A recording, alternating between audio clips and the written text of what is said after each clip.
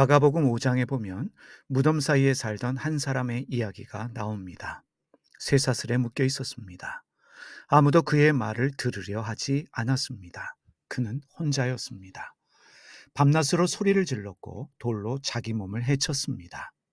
사실 그 모습 낯설지 않습니다. 지금도 무덤 같은 현실 속에서 살아가고 있는 사람들이 적지 않습니다. 그런데 여러분, 남의 이야기가 아닙니다. 오늘 우리의 현실이 무덤 같습니다. 늘어나는 빚 때문에 힘들어 하시는 분들, 사업이 망해버린 자영업자들, 하루 벌어 하루 먹고 사는 가장들, 계속되는 입시와 취업 실패 속에서 나는 과연 쓸모 있는 존재인가 묻고 있는 청년들이 있습니다. 암 선고와 이런저런 질병으로 삶의 의미마저 잃어버린 이들도 있습니다. 이 시대 많은 사람이 눈에 보이지 않는 쇠사슬에 묶여 살아가고 있습니다. 그 쇠사슬이 무엇이겠습니까? 빚, 가난, 질병, 실패, 관계의 끊김입니다. 그리고 이 모든 것들이 다름 아닌 내 안에서 나를 갉아먹고 있습니다. 예수님은 그 사람에게 물으셨습니다. 무덤 사이에 살고 있던 사람에게 이렇게 물으셨습니다. 내 이름이 무엇이냐? 이 질문은 단순히 귀신의 정체를 밝히기 위한 것이 아닙니다. 예수님은 그 사람의 존재를 향해 물으신 것입니다.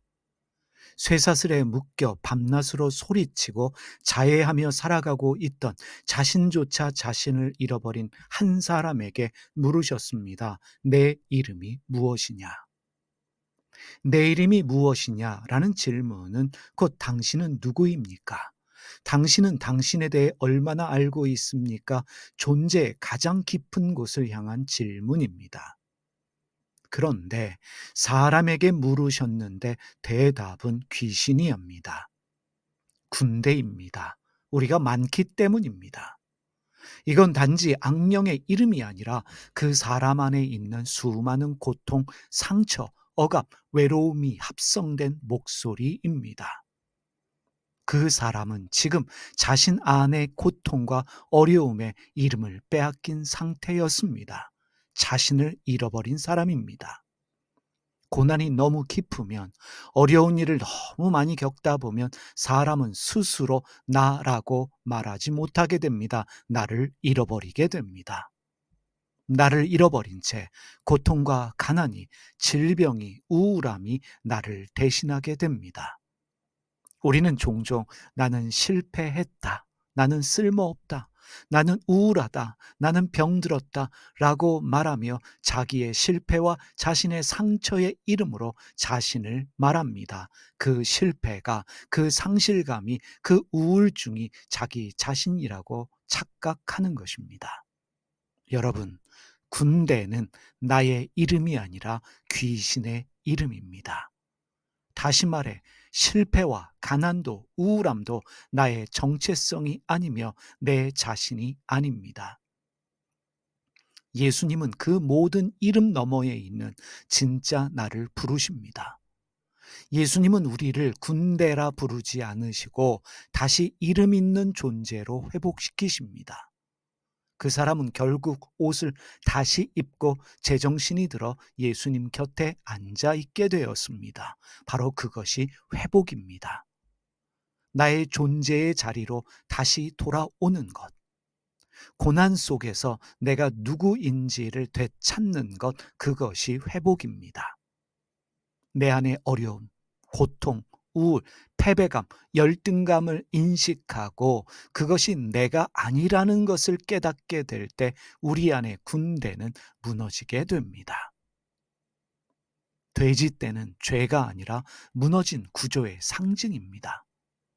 귀신은 예수님께 우리를 저 돼지들에게 보내달라라고 말합니다.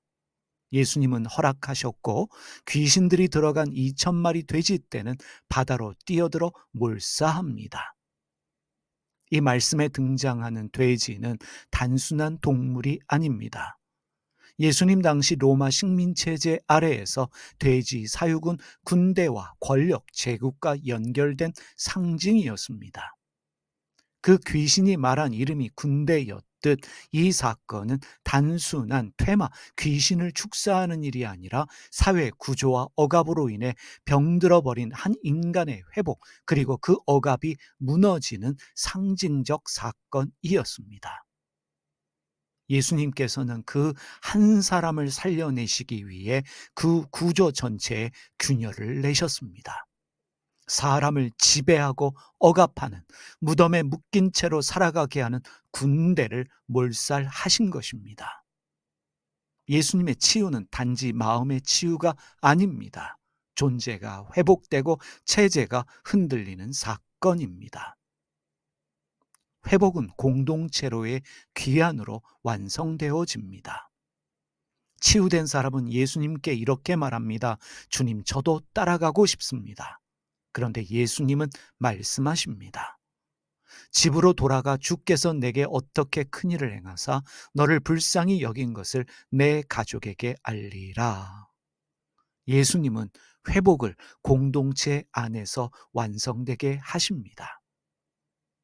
예수님을 따르는 제자가 되는 것도 귀한 일이지만 상처 입은 자가 자신의 공동체 안에서 다시 살아가는 것, 그 삶이 진짜 회복이요 신앙의 시작이기 때문입니다. 내가 속한 공동체로 돌아가 거기에서 최선을 다하며 사는 것, 하나님의 생활 방식에 따라 친절하고 너그럽고 바르게 사는 것, 그것이 참 신앙임을 깨닫게 됩니다. 오늘 이 말씀은 실직한 사람들, 망한 사람들, 버려졌다고 느끼는 사람들, 병든 몸으로 고개를 들 수 없는 사람들에게 예수님이 건네시는 조용한 물음입니다. 예수님은 묻고 계십니다. 당신의 이름이 무엇입니까? 당신에게 누구도 묻지 않았던 당신의 이야기를 이제 나에게 말해 보십시오. 예수님께서 우리에게 말씀하십니다. 그러므로 예수님은 우리 안에 군대, 다시 말해 수없이 쌓여있는 고통과 상처들에 대하여 묵묵히 들으시고 그것을 안고 그리고 몰아내십니다. 우리는 그분의 이기만 해서 무덤 같은 현실 속에서도 다시 살아날 수 있습니다. 그런데 여러분, 아주 중요한 것이 있습니다. 영적으로 내 안에 귀신이 있을 것 같다 두려우신 분들이 있습니다. 우리 안에 예수님이 계십니다. 우리는 성령이 우리 안에 거하시는 성전입니다.